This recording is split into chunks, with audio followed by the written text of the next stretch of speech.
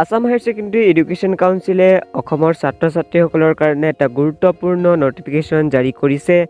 নটিফিকেশ্যনটোত উল্লেখ আছে এটা নতুন বিষয়ে যে যিবিলাক ছাত্ৰ ছাত্ৰীয়ে এতিয়া ফাৰ্ষ্ট ইয়াৰ আৰু ছেকেণ্ড ইয়াৰত এডমিশ্যন ল'ব বা যিসকলে এতিয়া নতুনকৈ ফাৰ্ষ্ট ইয়াৰত এডমিশ্যন ল'ব সেইসকলৰ কাৰণে আচলতে এই নটিফিকেশ্যনটো দিয়া হৈছে। তেওঁলোকৰ কাৰণে এটা নতুনকৈ বিষয় সংযোজন কৰা হৈছে, যিটো বিষয় তেওঁলোকে ঐচ্ছিক বিষয় হিচাপে ল'ব পাৰিব। তো স্ক্ৰীনত তোমালোকে দেখিবলৈ পাইছে এইটো হৈছে অসম উচ্চতৰ মাধ্যমিক শিক্ষা সংসদৰ অফিচিয়েল নটিফিকেশ্যন। তো সকলোখিনি কথা ইয়াত লিখা আছে, তোমালোকে ভিডিঅ'টো শেষলৈ চাই যোৱা যাতে সকলোখিনি কথা ভালধৰণে বুজি পোৱা। জাননীখনত লিখা আছে, ইয়াৰ দ্বাৰা সংশ্লিষ্ট সকলোকে জনোৱা হ'ল যে অসম উচ্চতৰ মাধ্যমিক শিক্ষা সংসদ 2020-21 শিক্ষাবৰ্ষৰ পৰা সংসদৰ শৈক্ষিক বিষয়ৰ পাঠ্যক্ৰমত বিহু নামেৰে এটি নতুন ঐচ্ছিক বিষয় সংযোজন কৰিছে। অসমীয়া জাতিৰ বাপতি সাহোন বিহুৰ শুদ্ধ ৰূপ তথা অতীজৰ পৰা বৰ্তমানলৈ বিহুৱে কেনেকৈ বিভিন্ন ৰূপান্তৰৰ মাজেৰে আহি বৰ্তমানৰ ৰূপ লাভ কৰিলেহি সেই বিষয়ে ছাত্ৰ ছাত্ৰীক সাম্যক ধাৰণা দিয়াৰ উদ্দেশ্যে সংসদে এই নতুন বিষয়টো সংযোজন কৰিছে। লগতে বিহু সম্পৰ্কে উচ্চতৰ মাধ্যমিক পৰ্যায়ত লাভ কৰা জ্ঞানেৰে বিশ্ববিদ্যালয়সমূহত থকা পৰিৱেশ কলা বিভাগত শিক্ষা গ্ৰহণ আৰু অধিক দক্ষতা আহৰণেৰে স্বাৱলম্বী হোৱাৰ পথো যাতে বাছি ল'ব পাৰে তাৰ ওপৰত গুৰুত্ব আৰোপ কৰি পাঠ্যক্ৰম প্ৰস্তুত কৰা হৈছে।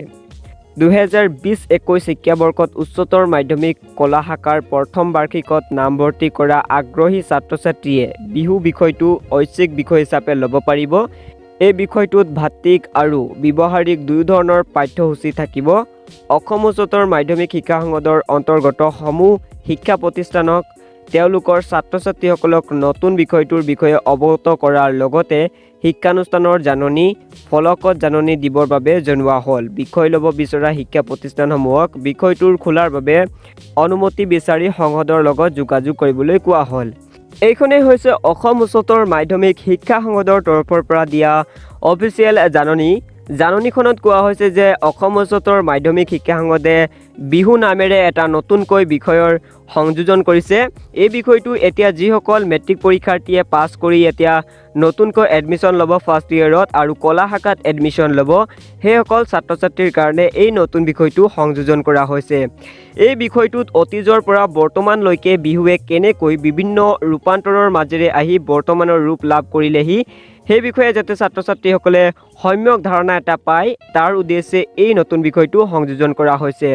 লগতে বিহু সম্পৰ্কে উচ্চতৰ মাধ্যমিক পৰ্যায়ত লাভ কৰা জ্ঞানেৰে বিশ্ববিদ্যালয়সমূহত থকা পৰিৱেশ কলা পাৰফৰ্মিং আৰ্ট বিভাগত শিক্ষা গ্ৰহণ আৰু অধিক দক্ষতা আহৰণেৰে স্বাৱলম্বী হোৱাৰ পথো যাতে বাছি ল'ব পাৰে ছাত্ৰ ছাত্ৰীসকলে তাৰ উদ্দেশ্যে এই নতুন পাঠ্যক্ৰমটো সংযোজন কৰা হৈছে।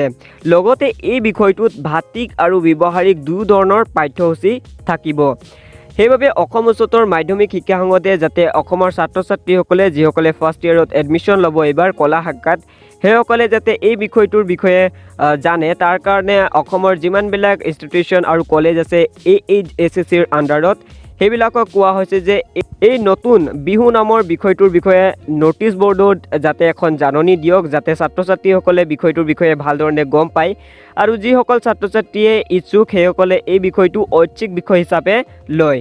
তাৰ কাৰণে অসম উচ্চতৰ মাধ্যমিক শিক্ষা সংসদে এই জাননীখনৰ যোগেদি অসমৰ সকলো AHSCৰ আণ্ডাৰত থকা কলেজ আৰু ইনষ্টিটিউশ্যনবিলাকক তেওঁলোকে জাননীৰ যোগেদি কৈছে যে তেওঁলোকে যাতে এটা নটিফিকেশ্যন দিয়ে নটিছ বৰ্ডত যাতে সকলো ছাত্ৰ ছাত্ৰীয়ে এই বিষয়টোৰ বিষয়ে গম পায় আৰু তেওঁলোকে ঐচ্ছিক বিষয় হিচাপে লয়।